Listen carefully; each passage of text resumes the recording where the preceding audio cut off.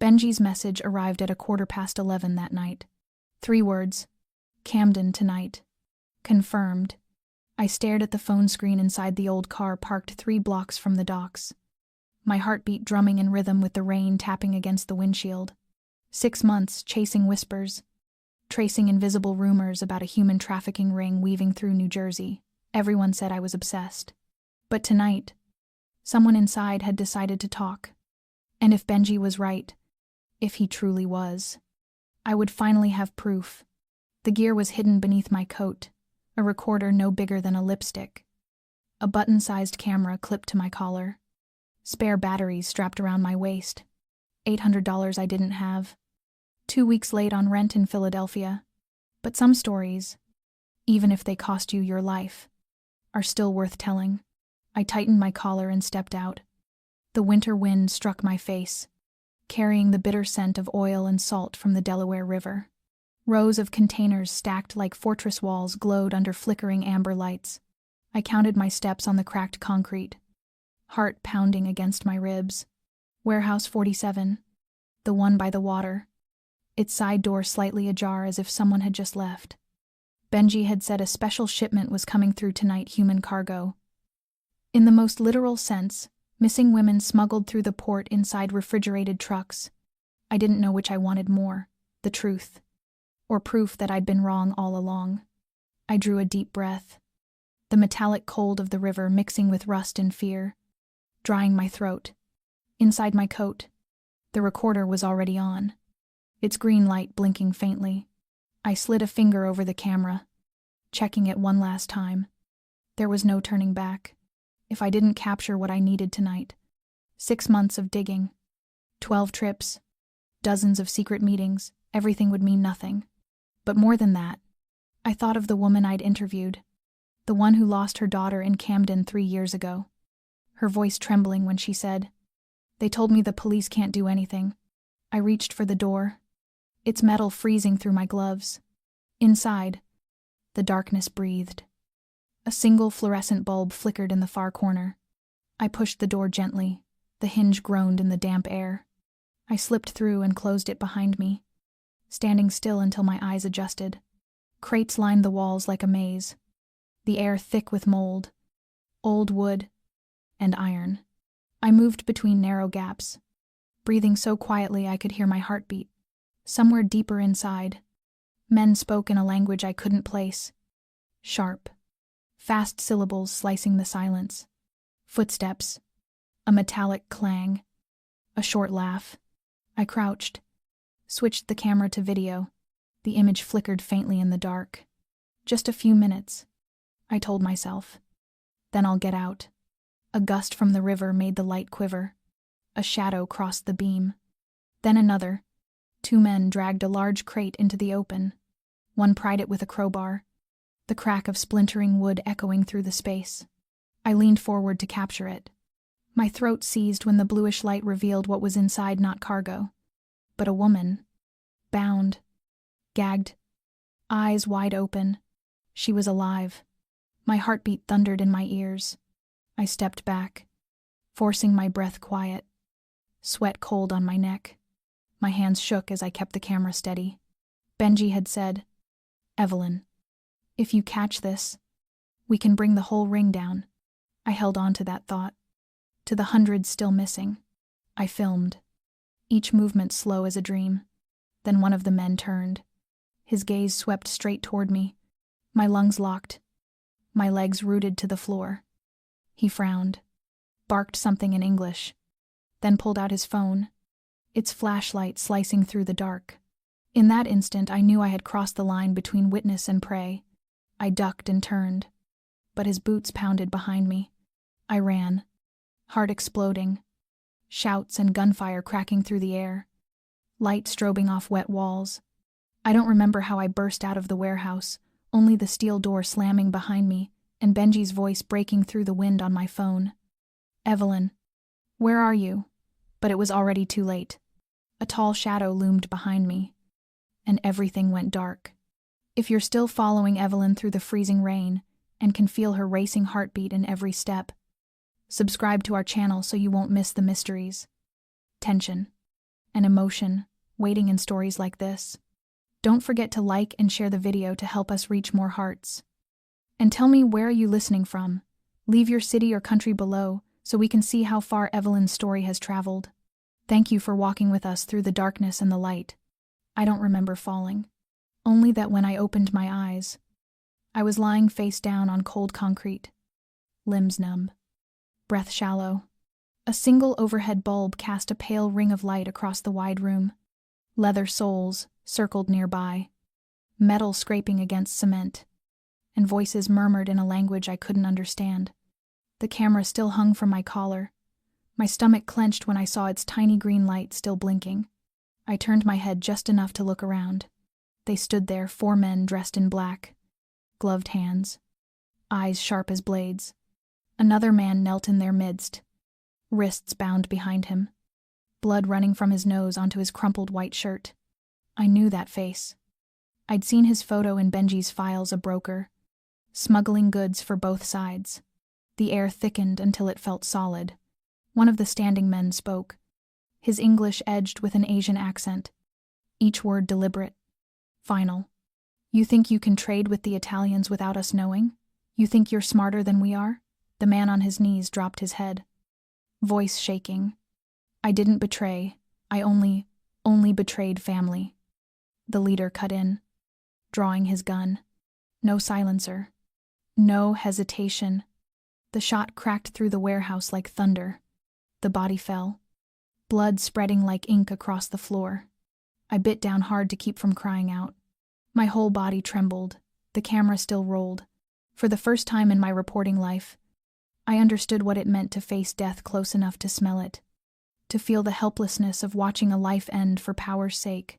The 3 remaining men stood still for a moment, savoring the silence after the gunfire, then began to move again.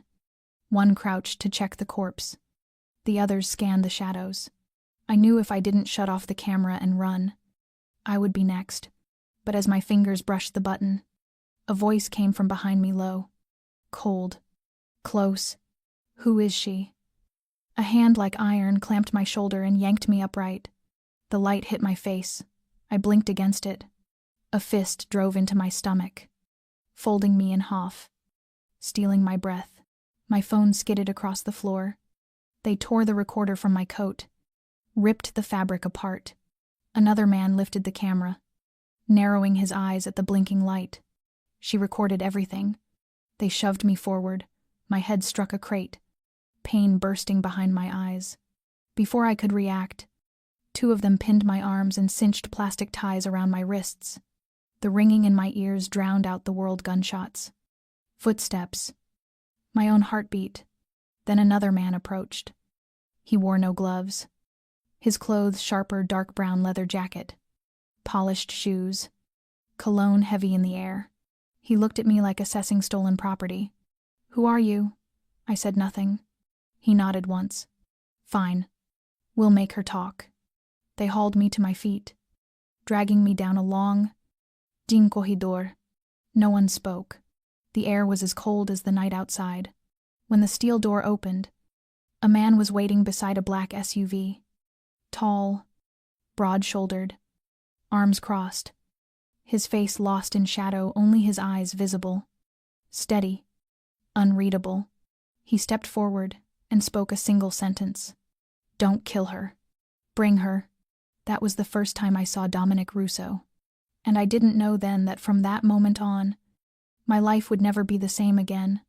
They shoved me into the back seat of the black SUV, my wrists still bound, my head ringing from the earlier blow.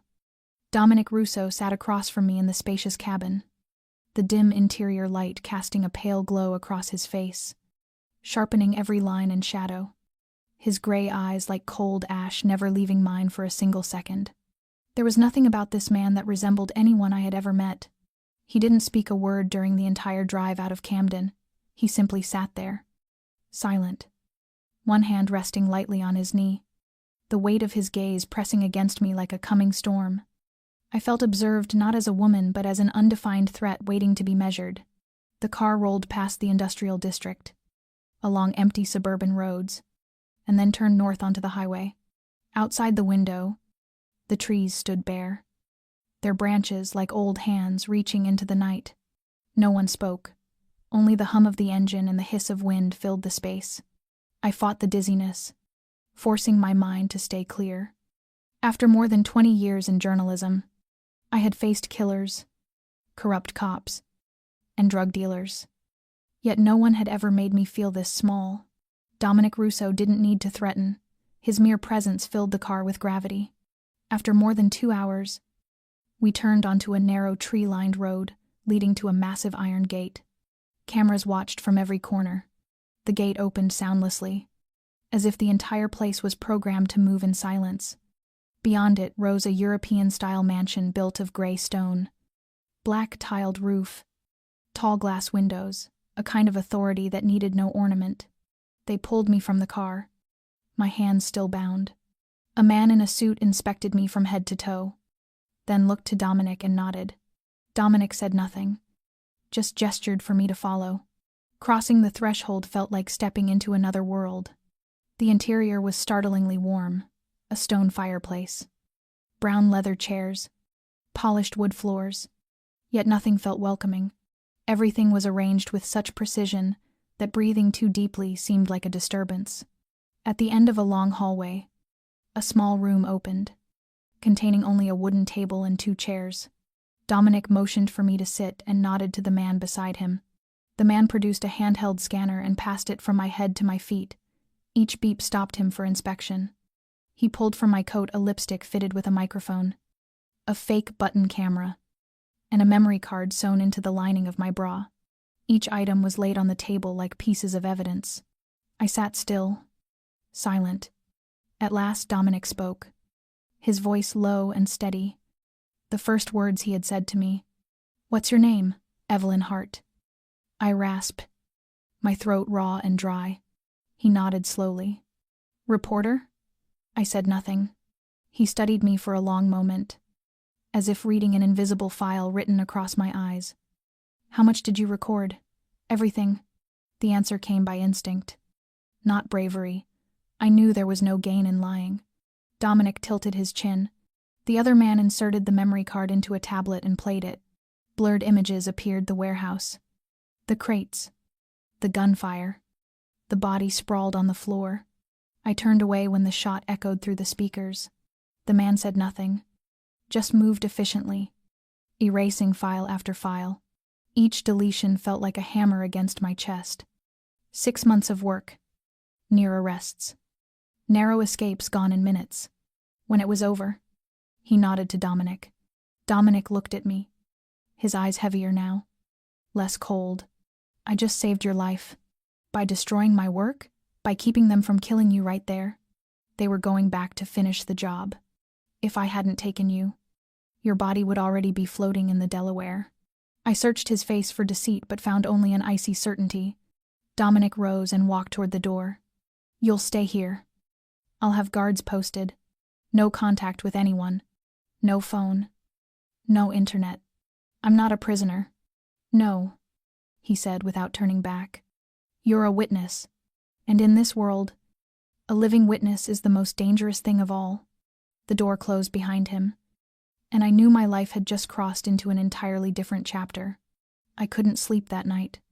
The room assigned to me had a large bed, a window overlooking a mist-covered forest, and a private bathroom with every modern comfort.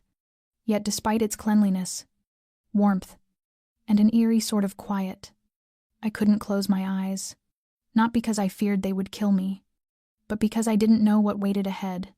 I had no phone, no laptop, no contact with the outside world. 6 months of investigative data had been erased right in front of me, as if it had never existed. I was a journalist with no story left to tell.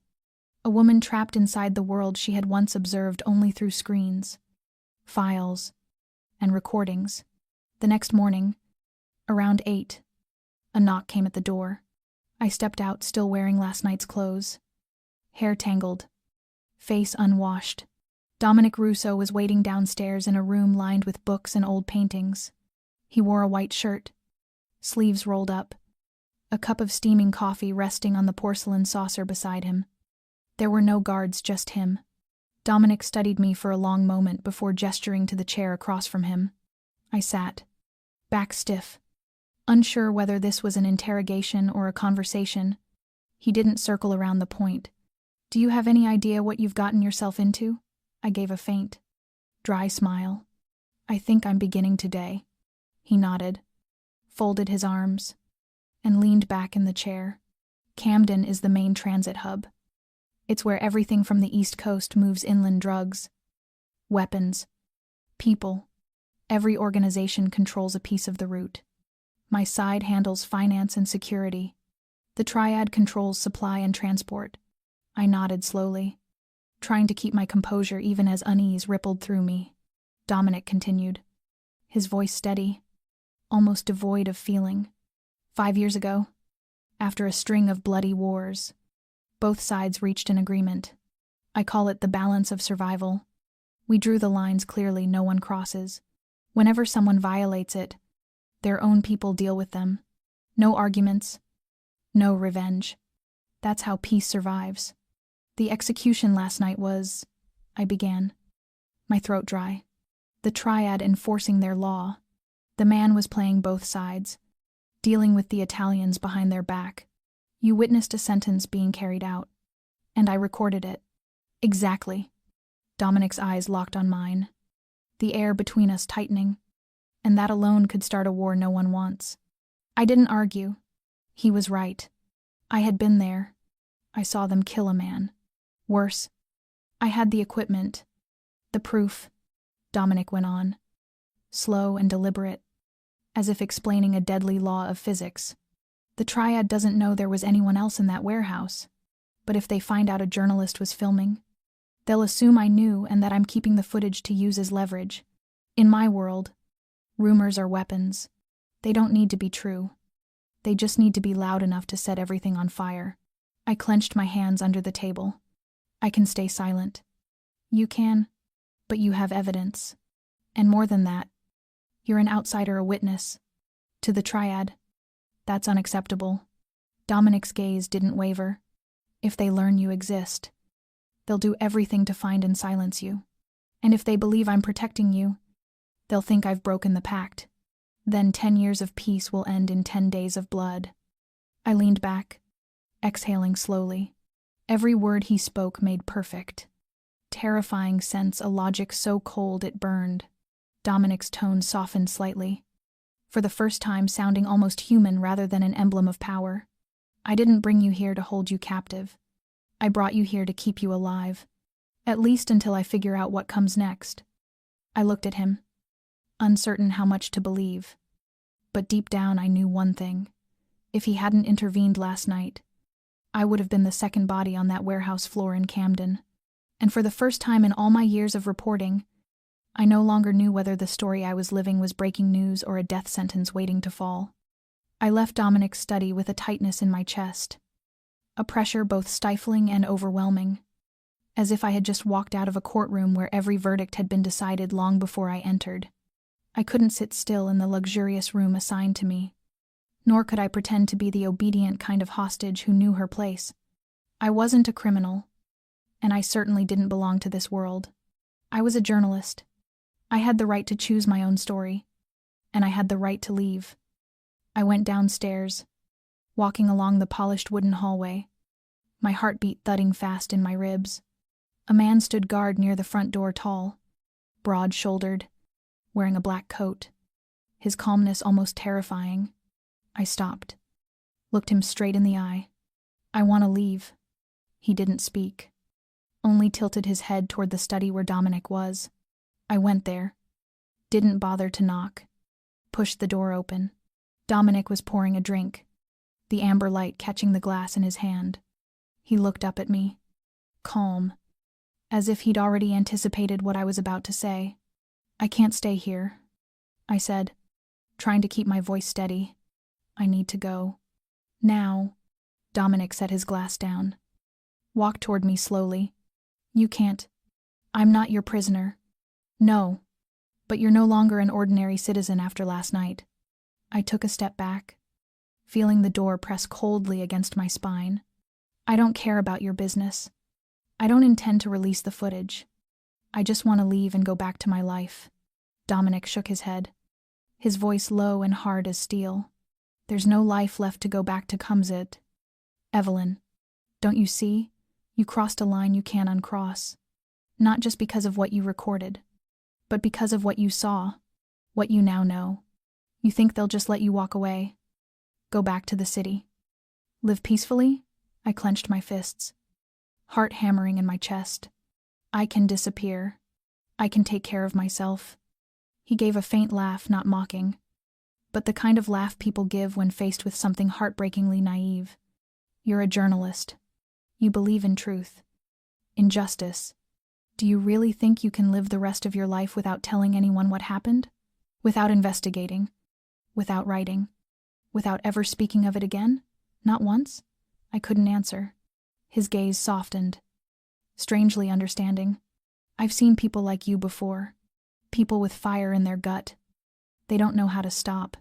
You think you want to forget today. But in a month, maybe 2, when the fear fades, you'll start following the trail again. You'll write. You'll show up somewhere you shouldn't.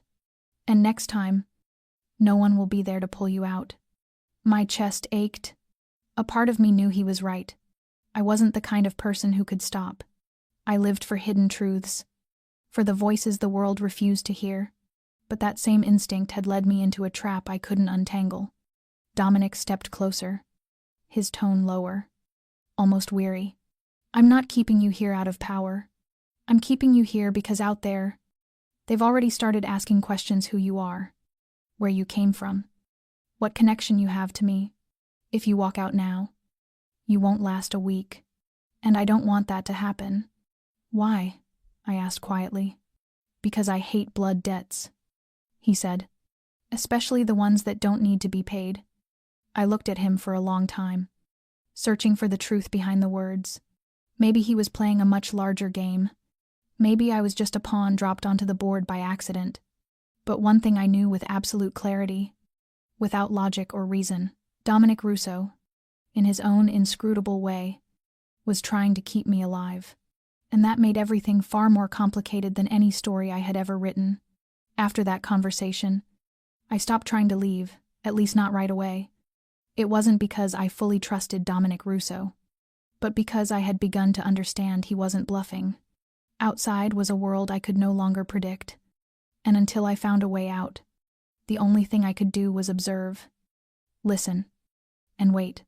The mansion in the Catskills felt like a world unto itself, detached from any ordinary rule of life. There were no visible guards, no show of weapons, yet everything ran with a quiet precision that bordered on unsettling. The staff didn't wear uniforms, didn't bow, but every one of them held a deep, almost reverent respect for Dominic. It wasn't the kind of respect born of fear, it was something stranger, like trust bound by a silent debt, as though he carried the weight of everyone's existence within those walls. I began to notice the smallest details. An older woman, perhaps in her 60s, who set the dining table each morning with a kind of meticulousness that bordered on obsession. A boy, around 10, who practiced piano every afternoon in the room beside the library, his small hands carefully tracing the keys. When I asked his name, the older woman told me he was the grandson of a man who once worked for Dominic, killed in a shootout years ago. Dominic had taken the boy in, quietly, without announcement or praise, simply because there was no one else left to do it. My heart sank when I heard that. The man standing before me in government files was a Mafia boss, the head of an organization that controlled a vast international smuggling network. A name whispered with equal parts fear and grudging respect among federal agents. Yet this same man spent his afternoons teaching a child to play piano, sitting silently through a halting melody filled with wrong notes. I didn't ask why. I simply watched. One morning, I woke early and wandered through the back garden. Late winter had stripped the trees bare, but the grounds were perfectly trimmed, every hedge shaped with care. Near a small pond, I caught sight of Dominic standing alone beside a stone statue, a cup of coffee in his hand, his gaze distant, lost somewhere in memory. When he turned and noticed me, that look vanished, replaced by his usual composure. but I had seen it, a flicker of fatigue, a trace of solitude. We didn't speak that morning, only exchanged a nod before going our separate ways. Yet something in me began to shift. I no longer saw him purely as a dangerous figure to be feared, but as a man with far more layers than I'd imagined. One night, I slipped into the library on the 3rd floor, the place where I knew he often read before bed. The room was vast, with dark wood paneling and bookshelves stretching to the ceiling, the air rich with the scent of old paper and worn leather. I glanced over the spines and was surprised to find that half were classic novels, the rest philosophy and history. I pulled one from the shelf, Man's Search for Meaning by Viktor Frankl. Several passages were underlined in pencil. One line made me stand still for a long time. When we are no longer able to change a situation, we are challenged to change ourselves. I closed the book and placed it back, a strange heaviness stirring in my chest. Perhaps Dominic Rousseau was dangerous. Perhaps he had ordered killings, torn families apart. But beneath it all, I was beginning to see something deeply human in him, something raw, wounded, and painfully real. And that realization unsettled me more than any piece of information I had ever uncovered. Because when a story begins to reveal its depth, you can no longer be certain you want it to end the way you first intended. It was a light, rainy night. The windows of the dining room misted with a thin veil of fog as Dominic sat across from me, both of us quietly sharing dinner under the soft glow of amber light. The air between us no longer carried the tension of those first days, yet a measured distance remained, like a melody composed without a single wasted note. I set my knife down, took a sip of wine, and spoke, my voice neither loud nor timid. Why did you choose to stay in this world? I mean, after all these years, after so much loss? Dominic looked up, his gray eyes dimming slightly, as if someone had once asked him the same question, but he had never truly answered. He rested an arm on the chair, gaze drifting toward the rain-speckled garden beyond the glass. Because I don't know how to do anything else. I was born into a family that owed blood. My father helped build the foundation of the organization. When he died, I was 21. They didn't give me time to grieve. They put me in a room, laid a gun and a folder on the table, and said if I didn't take the gun, someone else would and I'd be buried beside my father. So I chose the gun. I said nothing, only listened. Dominic gave a small, humorless smile. I've done terrible things. There are nights I still can't sleep, but I kept the rules. I kept my people alive. And sometimes, that's all a man in this world can do. For the first time, I didn't see a mafia leader in him, but a man carrying the weight of his past. And you? He asked, his tone softening. What are you chasing this story for? Fame? Money? I shook my head slowly. No. I chased it because of a woman in Trenton. Her daughter's been missing for more than 3 years. No leads. No one believes her. The police closed the case. The family fell apart. She came to me after a lecture at a college, handed me a photo, and said she just wanted to know whether her daughter was still alive. I took it, and from that moment, I couldn't stop. Dominic nodded, his expression thoughtful. Do you really think you can change anything? No. I know I can't save the world. But if I stop trying, I'll stop being who I am. My answer silenced him for a long time.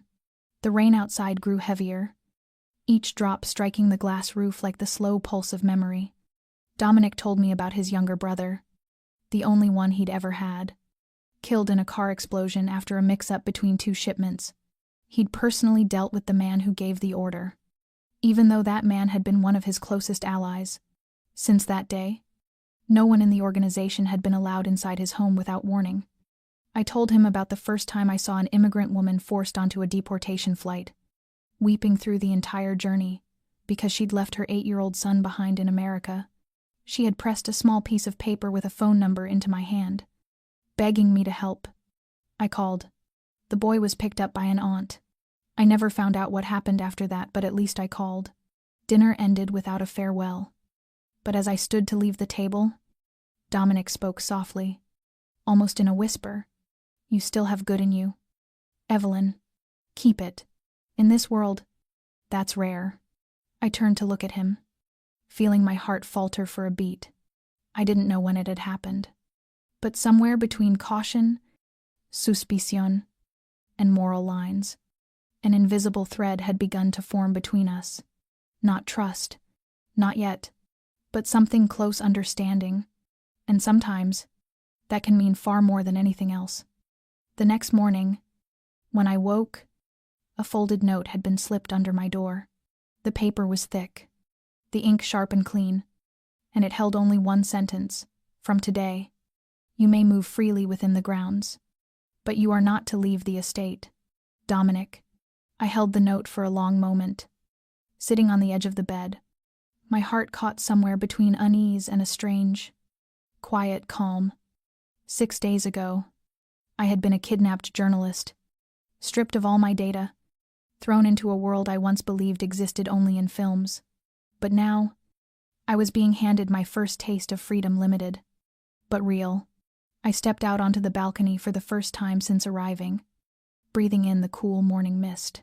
The late winter trees stretched gold and pale across the hills, and the stillness felt as though time here moved to its own rhythm. I walked the grounds like a stranger granted permission to observe a new world slowly, cautiously. No one shadowed my every move anymore. Only a quiet man stood watch in the distance, saying nothing, doing nothing. That afternoon, I sat in the library reading, the faint sunlight slanting through the windows and across the worn cover of The Roots of Evil, the book I had pulled from the eastern shelf.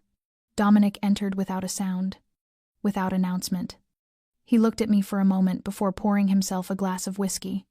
I set the book down, waiting for him to speak, but instead he sat across from me, as if this our shared silence had become something ordinary.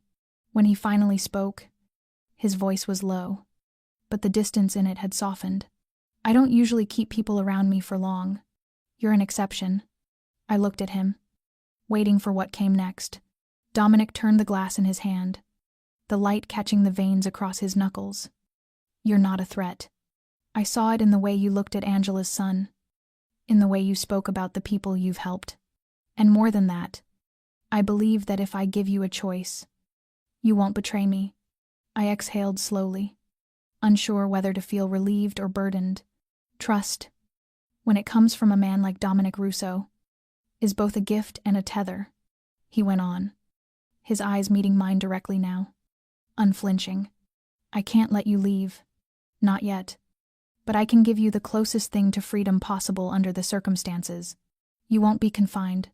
You may walk the gardens, the library, the kitchen, even my study if I'm present. You can speak to the people who live here, but no phone, no internet, and absolutely no gate. I nodded, offering no resistance, perhaps because I knew he was a man of his word, and perhaps, somewhere deep inside, a part of me wanted to stay a little longer. Dominic rose, setting the untouched glass on the table. Before leaving, he stopped by the bookshelf, pulled down a slim volume, and placed it in my hands. The English translation isn't very good, he said quietly, but the message is, the strongest person is the one who learns to master what they fear. I looked at the cover. It was Fear and Power by Erich Fromm. He left the room without another word. That night, I read 3 chapters straight before turning off the light earlier than usual. In the quiet darkness, I no longer felt like a captive, but more like a traveler who had found temporary refuge in a place that no longer felt cold. Dominic was no longer just a name from my case files. He was a living contradiction, a man walking the razor's edge between power and humanity. And what unsettled me most was not what he had done, but the realization that I was beginning to understand him. Trust, when it grows in a place where it shouldn't exist, tends to root itself deeper than anyone expects, and from the most dangerous place of all. I began to feel safe in a way I could not explain. 3 days later, on a gray morning when the sky hung low and heavy as if the entire mountain range were holding its breath, Dominic received a parcel with no sender. It had been left neatly at the front gate, a dark wooden box, unmarked, except for a single hand-carved inscription in Chinese that, as I would later learn, meant only one word: warning. The person who delivered it was a masked boy of about 14, gone within minutes. Every movement timed with surgical precision. Dominic said nothing when he took the box, simply motioned for the gate guard to step back, and carried it himself into his study. I happened to see him as I passed through the hall, his figure slightly bent, one hand resting on the lid as though he could already feel the invisible weight of what lay inside. I stopped, sensing something was wrong. That night, Dominic summoned me to the library. The room was silent, the yellow lamplight casting a shadowed hue across his face that I had never seen before.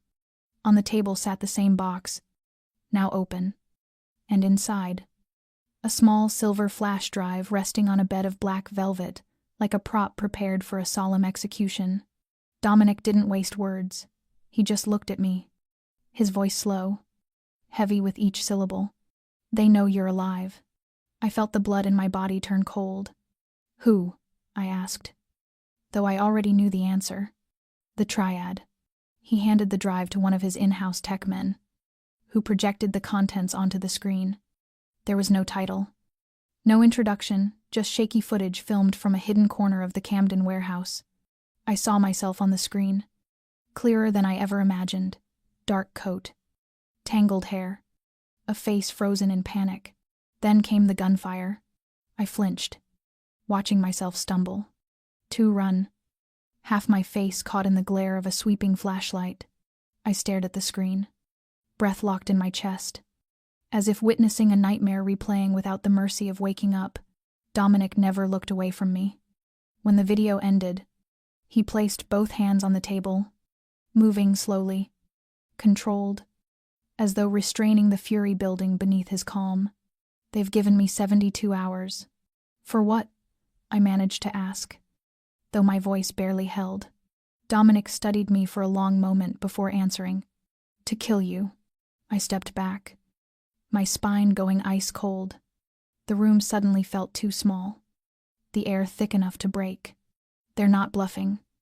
Evelyn, they sent the video, the command, and they know I'm keeping you here. If I don't act, they'll assume I've betrayed them. And when that happens, it won't just be me who dies." His tone sank lower. "Everyone in this house, my family. The children you see every day, they won't survive the week." I tried to stay calm, though my hands had already turned to stone. "Then what will you do?"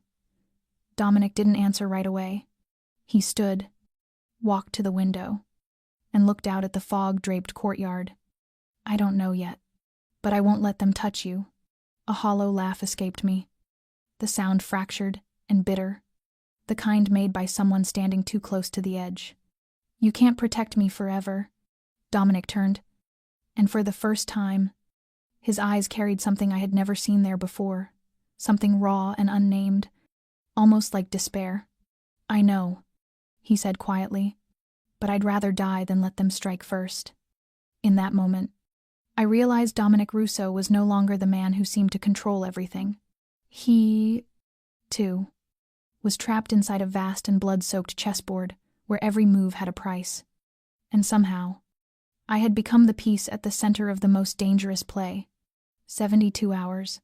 The clock had begun to count down. I left the study on unsteady legs, as if walking away from an accident no one had time to call an ambulance for.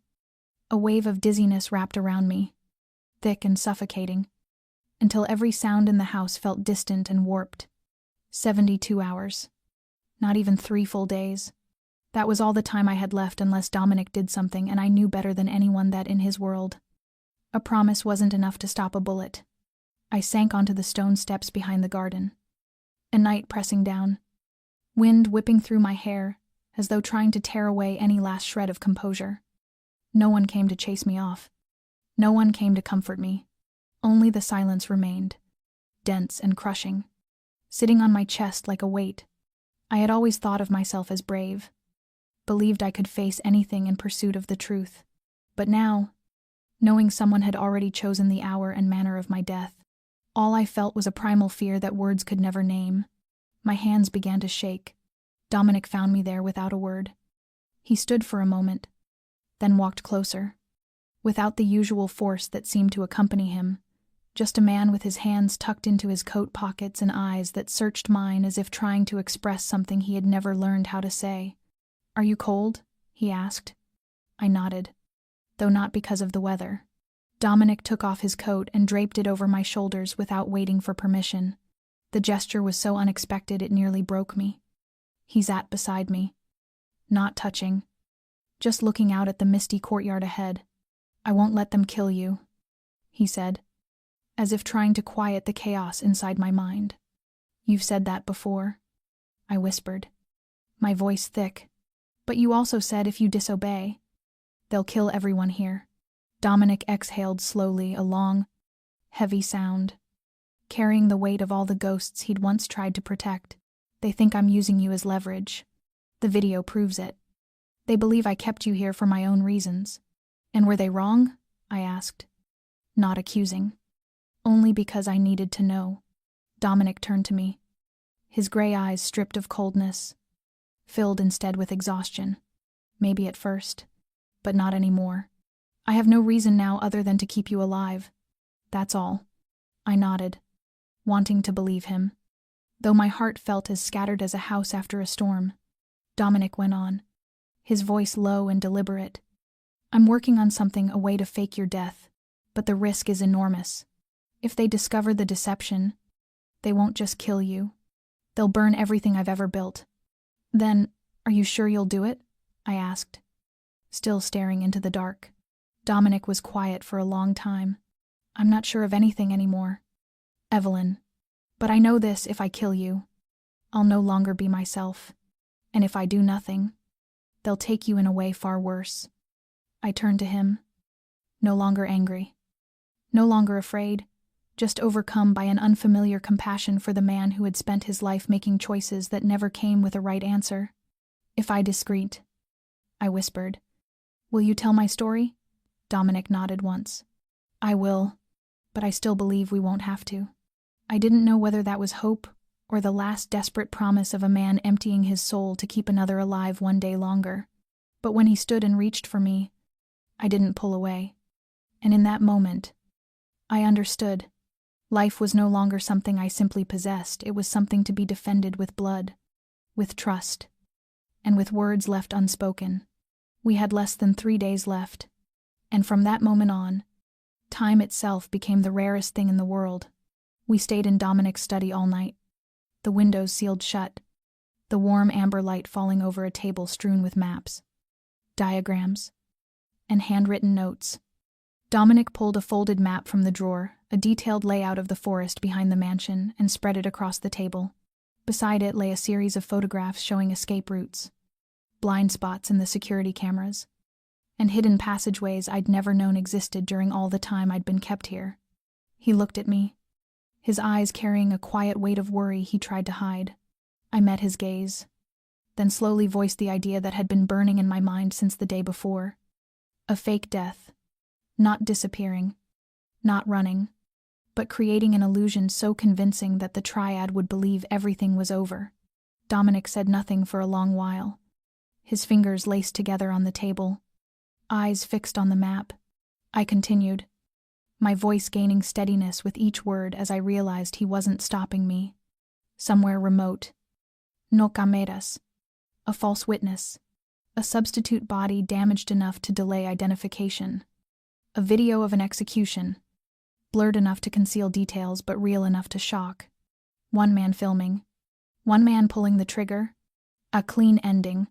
Dominic listened, sometimes nodding, sometimes lost in thought. When I finished, silence filled the room like fog. He stood, walked to the window, and stared into the dense, black forest outside. I waited, saying nothing. Finally, he turned, the resolve in his eyes as fierce as the night I first met him in this house. "No," he said quietly but with finality. "No faked deaths.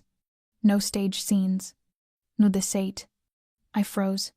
"But that's the only way," I insisted, keeping my tone steady. "If they think I'm dead, they'll pull back.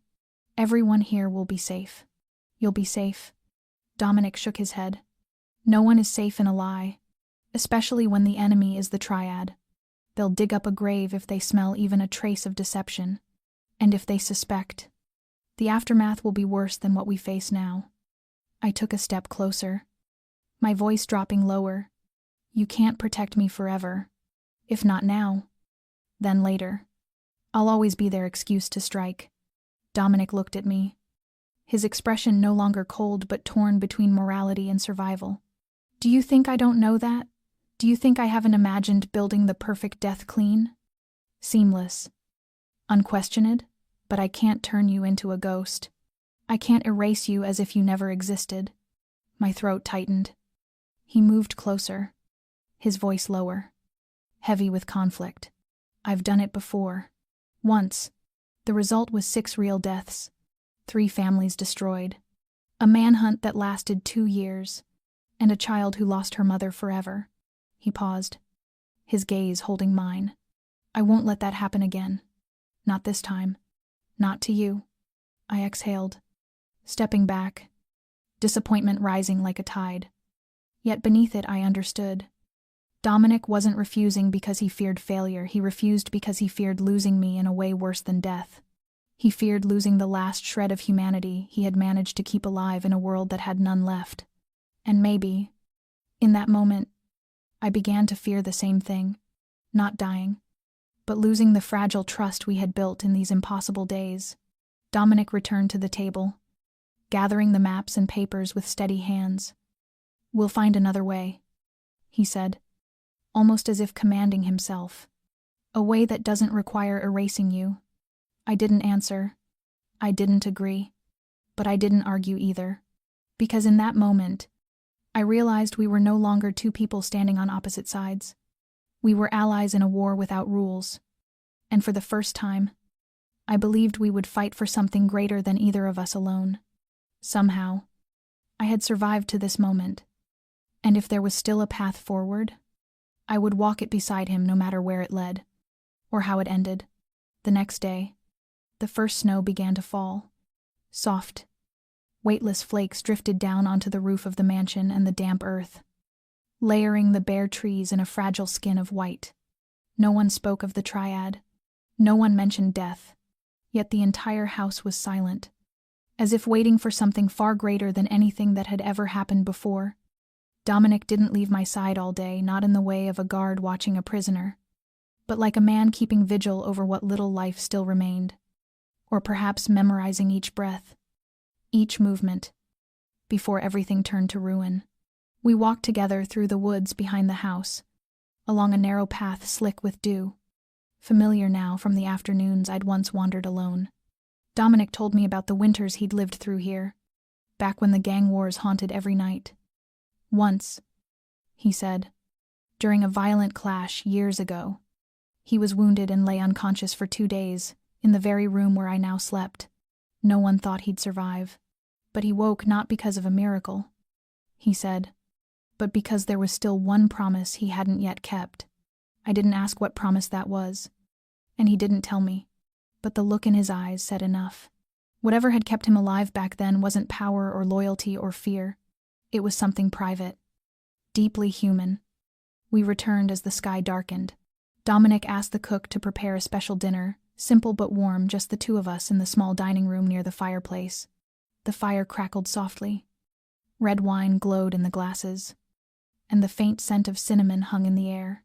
It felt strangely intimate, as if this were not the last night before the world collapsed, but just an ordinary evening between 2 ordinary people clinging to the last ordinary thing they had left. After dinner, Dominic led me to the library. Neither of us spoke.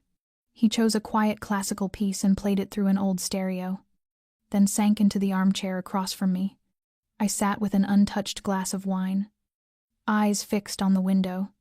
The snow had grown heavier. After a while, he spoke, his voice deep and unhurried. "Evelyn," he said, "if things don't go as we hope, there's something I want you to know." I turned to him, my heart tightening, but he didn't go on. He simply stood and came toward me, his hand brushing mine, warm, steady, human.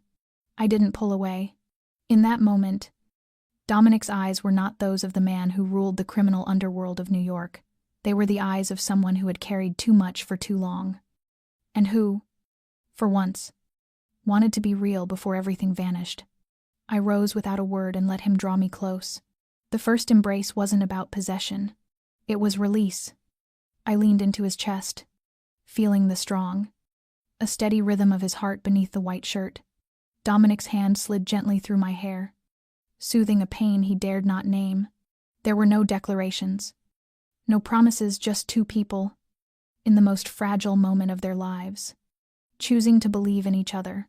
I kissed him softly, slowly, not out of desire, but because I couldn't not. It was as if my body had been waiting for that single instant all along. Dominic returned the kiss with tenderness, sincerity, and a kind of quiet grace that melted the violence out of him. That night, we didn't sleep apart. No one spoke of tomorrow. No one mentioned guns, enemies, or the hours ticking away. We simply lay beside each other, hand in hand, listening to the slow pulse of our hearts beneath the frozen sky. In a world where life could be erased at any moment, those minutes, those touches, were life itself. And for the first time since stepping into that mansion, I didn't feel like a captive. I was someone chosen to hold on to something Dominic had lost long ago: hope. The cold storage warehouse sat hidden among the abandoned lots south of Hudson, tucked behind an old factory whose shattered windows caught the faint spill of dawn light. Dominic had chosen it as the stage for the ending. The air was thick with fog, heavy and metallic, and the headlights from outside cut through the mist in fractured beams that bled across the concrete floor. The scent of oil, rust, and fear mingled together until it was impossible to tell them apart. I sat in the center of the warehouse, my hands bound tightly to the wooden chair, a thin strip of black cloth covering my eyes. My heartbeat thudded violently in my chest, not just from fear, but from the knowledge that one wrong move would make this ending real, not staged. Dominic had explained the plan to me the night before, after we'd lain in silence beside each other. He hadn't wanted to do it, but there was no other choice. The triad wouldn't believe in promises, or goodwill, or negotiations. They believed only in blood and death, and to deceive them, Dominic would have to become the very thing he had spent his life despising: a killer.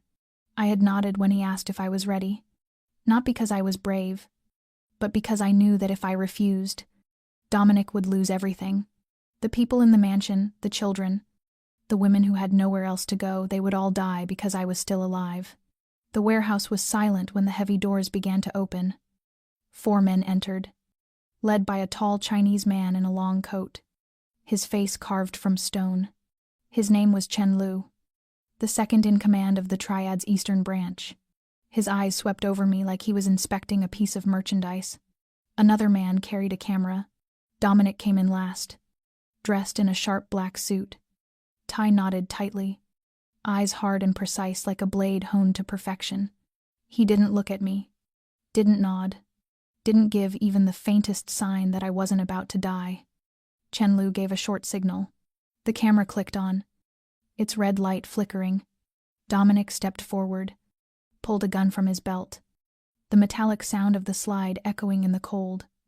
I heard every step he took, slow, deliberate, heavy, as though each one dragged the weight of his own soul. He stopped directly in front of me. I could feel his breath, close enough that we could have whispered to each other if this weren't the moment of death. But he said nothing. No apology, no farewell, only silence. Chen Lu smirked. He didn't need blood. He needed a recording, a clear video, a verifiable corpse, and Dominic had to play his part to perfection. His arm rose, the gun pointed at my head. I closed my eyes and tried to keep my breathing steady, exactly as he'd told me. 1 second, 2. The gunshot tore through the air, shattering the stillness. I fell backward in perfect alignment with the plan, the chair collapsing under me with a heavy crack.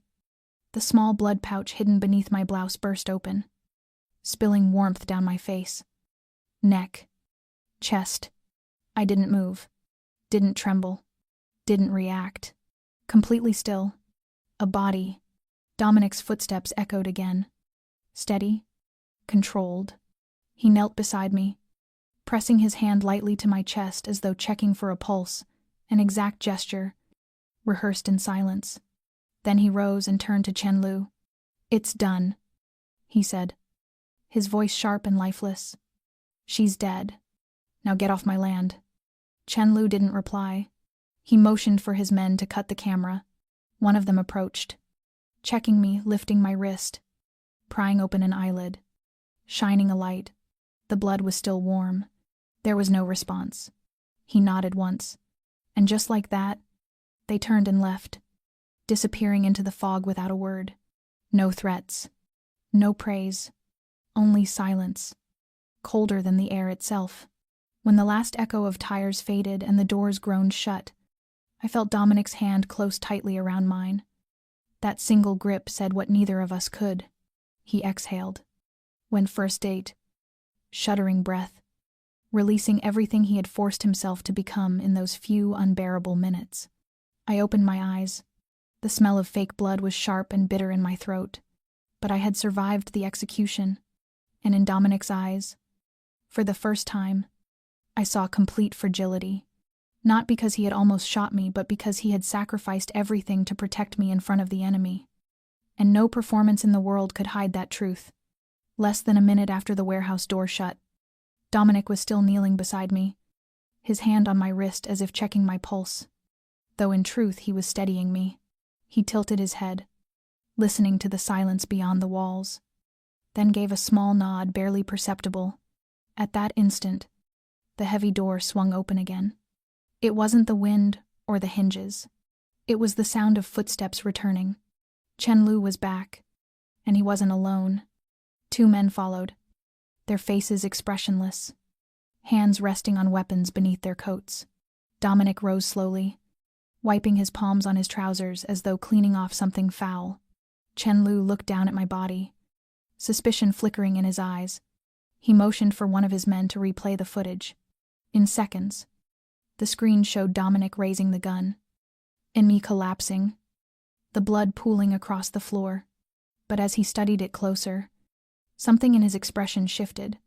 There was a detail he couldn't reconcile, a movement too measured, a glance too deliberate. Chen Lu turned, his voice soft but sharp as wire. "Do it again," he said. "This time I want it closer." Her face, her mouth, her eyes, everything. Dominic didn't answer. He just stared at him, the silence between them thick and electric. Then, without a word, Dominic drew his gun and fired once. The bullet tore through Chen Lu's forehead before he even blinked. His body crumpled, blood fanning across the concrete wall like a dark halo. Chaos erupted.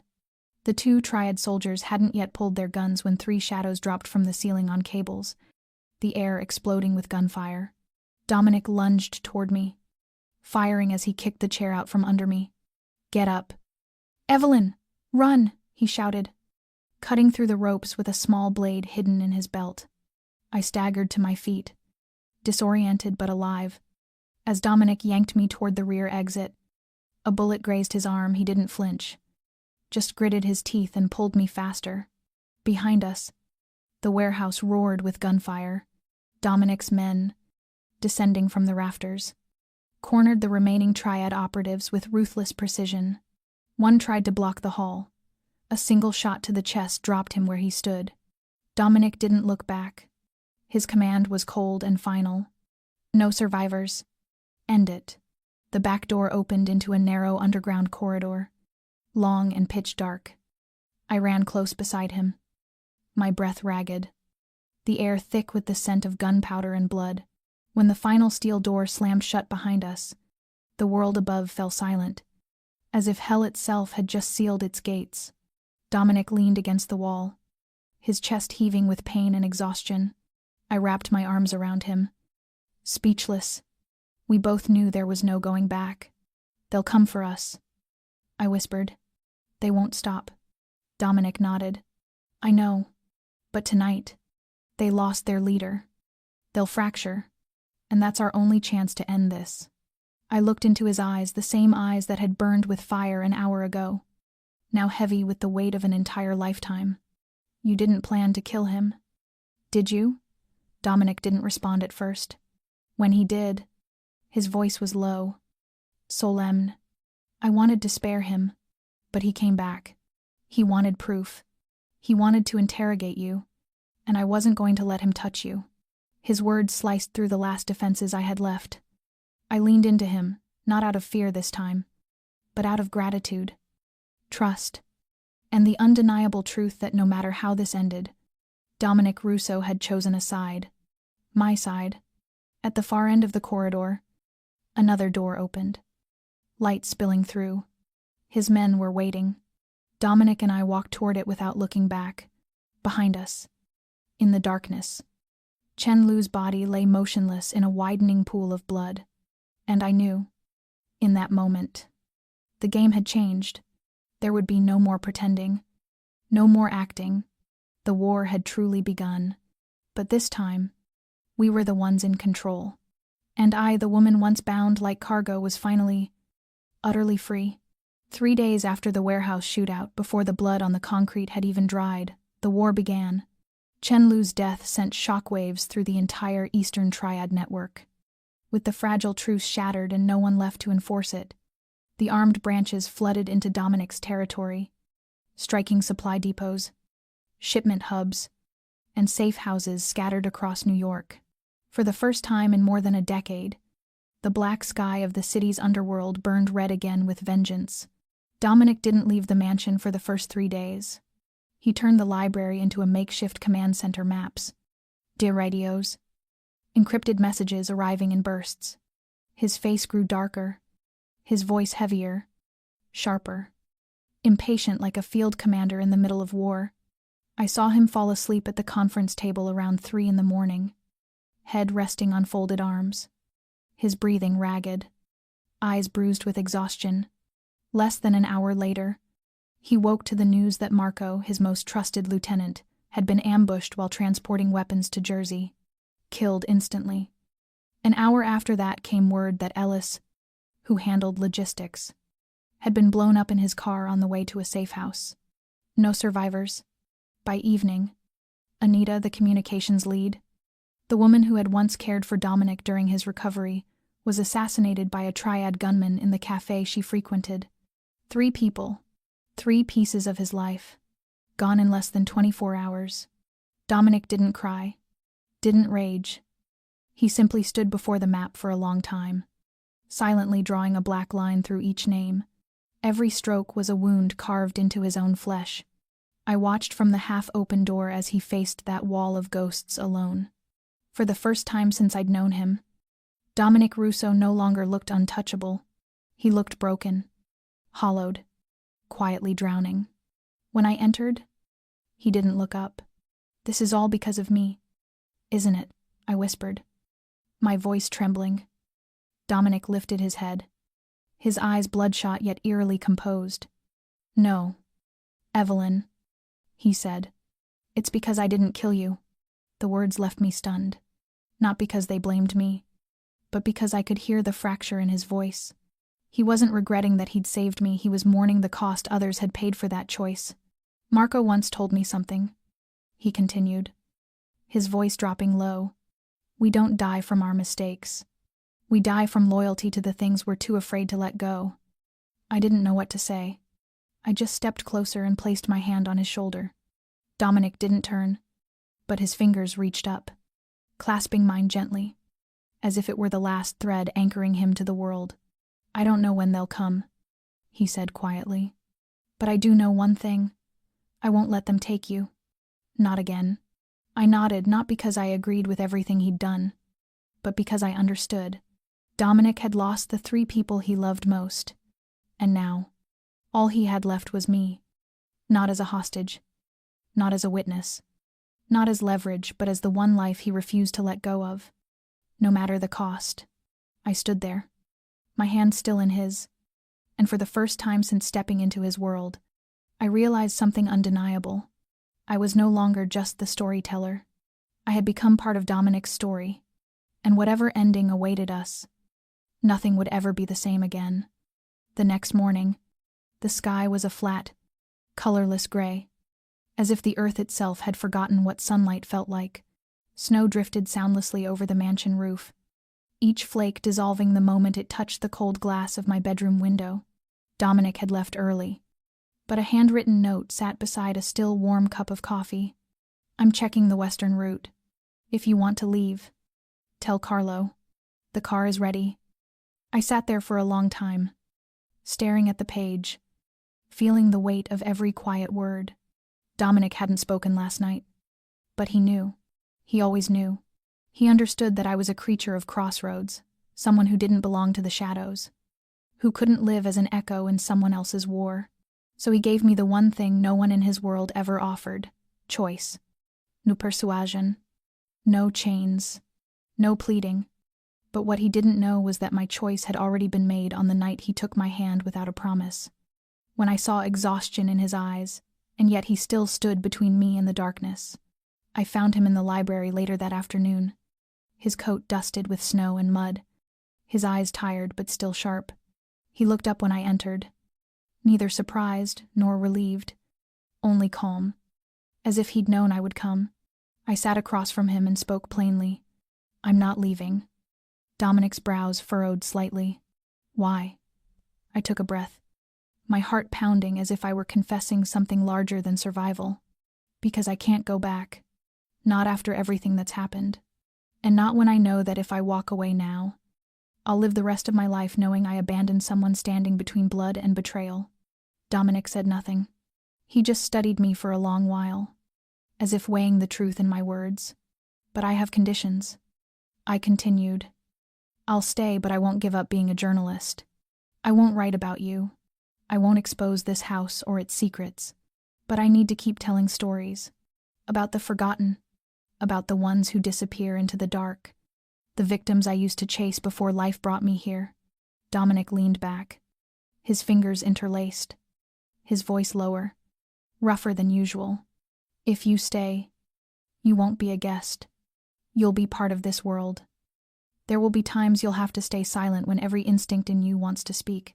Times you'll have to turn away when your conscience demands you look closer. Do you understand that? I nodded.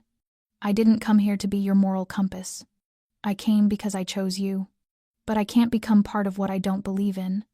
I have to keep myself. Dominic held my gaze for a long moment, then nodded slowly. His voice softened to a whisper. Then, hold on to yourself. Evelyn. But remember, sometimes that's what will hurt you most. I didn't answer. I stepped closer, placed a hand on his shoulder. I've known that for a long time, I said quietly, and I'm still staying. In the dim golden light of late afternoon, we stood there without contracts, without signatures or vows, bound only by an unspoken promise. A fragile pact forged through loss, blood, and silence. Dominic was no longer the cold-blooded kingpin from the stories I used to write, and I was no longer the reporter who chased truth at any cost. We were two human beings, standing together in a collapsing world, not to change it, but to keep from losing ourselves while it changed us. I began spending more time in Anita's old office, a small room tucked behind the west corridor, where most of Dominic's ledgers and records were kept. At first, I only wanted to organize the files, to clear my mind from the war that hung over the mansion like an invisible blade. But the more I read, the more something felt wrong. Dominic's financial records were still meticulously kept in the old-fashioned way, every transaction handwritten, then cross-checked with digital logs. Yet certain expenses looked inflated, some payments duplicated under vague supplier names, and one large sum vanished every month through a shell company in San Francisco, registered under someone with the surname Trin. The name stirred a faint memory of a triad meeting I'd once heard mentioned on an old recording. I began digging deeper. At first, Dominic didn't know what I was looking for. When he discovered I was still tracing faint trails, he didn't stop me, but he didn't interfere either. We had an understanding, and I knew he was keeping his word. After a week, I found an old encrypted email buried on an abandoned backup server, a message exchange between Chen Lu and a man named Menwei, the triad leader in Guangzhou. It revealed that Chen Lu had been embezzling protection money from both sides and funneling it into a personal account in Hong Kong. The chilling part was that the entire operation had been aided by a high-ranking member within Dominic's organization, someone who had vanished without a trace right after Chen Lu's death. I printed everything, encrypted the files, and brought the documents to Dominic late that night. He read them slowly, page by page, his expression unreadable, though the whitened grip on the armrest betrayed the fury coiled beneath his calm. I didn't ask. I didn't need to. I knew he was hurting not because of betrayal, but because while he'd been fighting to protect others, someone had used his restraint to push him toward ruin. After a long silence, Dominic lifted his gaze, his voice hoarse. "Are you certain this is real?" I nodded. "I verified it 3 times. Encryption aligned. Digital signatures matched. And if it reaches the right address in Guangzhou, it'll dismantle what's left of the triad in the U.S." Dominic leaned back, the weight in his eyes tempered by a flicker of something lighter, as though he'd been waiting for a chance like this his entire life but never dared believe it would come. He didn't say yes. He didn't say no. He simply nodded small, deliberate, final. That night, I sent the files through the secure network I once used as a foreign correspondent. An old contact at China Central Television still kept in touch, and I knew that if he received the package, it would find its way to the right hands. Within 48 hours, the triad presence in the U.S. began to dissolve. No statements, no threats, no blame. Just silence, groups and branches disappearing one by one as if they had never existed. A leaked internal report confirmed that leadership overseas had received the evidence, triggering a large-scale purge within the organization. The names that once forced Dominic to negotiate on his knees were cut off like puppet strings, and the streets that had run red with both sides' blood grew eerily quiet.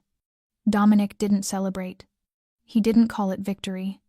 That afternoon, as the last of the snow melted in the garden, he came to me, took my hand, and said only one thing: "Thank you."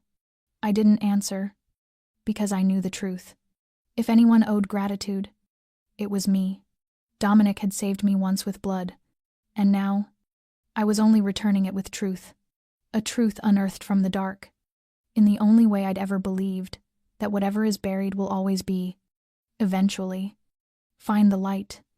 The news came on a quiet morning, just as the sun rose behind the line of pines beyond the mansion, casting its first pale rays across the dew-covered stone terrace. Dominic received an encrypted call, a man's voice speaking Mandarin with precise diction, offering no name, no title, only a brief message. The High Council in Guangzhou had reviewed the documents, verified their authenticity, and issued an official order. All triad branches operating in the United States were to withdraw immediately, cease all hostilities against the Russo family, and rescind any remaining execution orders.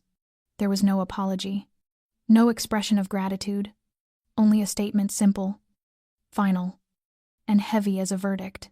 Dominic listened in silence, nodded once, and hung up. The entire house seemed to hold its breath. We had been waiting for this for days, yet when it finally arrived, no one knew what to do. Dominic stepped outside onto the lawn, still glistening with dew, lifting his gaze toward the clear morning sky. I followed him, saying nothing. He didn't smile. But for the first time in weeks, his eyes softened. 3 days later, the last triad checkpoint in the Bronx was dismantled. Within a week, every smuggling route was shut down. The abandoned warehouses were sealed, and the trucks that once rolled out at midnight now sat covered in dust at the city impound. No riots erupted. Not a single gunshot was fired. Everything ended as quietly as it had begun. Some whispered about a massive purge across the Pacific, where dozens of arrests were reportedly made in an internal cleanup. Dominic didn't care. He no longer looked that way. His attention turned instead to what remained to the streets that once trembled under threat, now returning to an ordinary rhythm. A few of those who had betrayed him reached out, asking for forgiveness. Others simply vanished, swallowed by the same darkness they once served. Dominic sought no vengeance. He didn't hunt anyone down. Instead, he quietly began rebuilding, meeting with each member of his family, listening to their voices, letting them speak of the dead as if they still sat with them at the dinner table. I had never seen Dominic so gentle, or so silent. Something in him had shifted not because he had won, but because he had survived. And in his world, survival itself was a rare miracle. One evening, he led me to the small courtyard behind the house, to the bench where Anita used to sit every morning reading the newspaper. Dominic sat down first, waiting for me beside him. When he spoke, his words came slowly, as though each one had to be chosen with care. "Some wars don't need a victor," he said. "Sometimes it's enough that someone walks away whole." I nodded. "I understand." He turned to me then, and in his eyes there was no trace of the cold menace that once defined him. What I saw instead was a man who had lost too much, and somehow found something precious again, something he never believed he deserved to keep. Dominic had kept his territory, yes, but more than that, he had kept his humanity in a world that punished mercy. And I, amid all the madness, the blood, the deception, had managed to keep myself, to keep writing, to keep feeling, to keep believing in the good that still flickered within the man everyone else called a monster.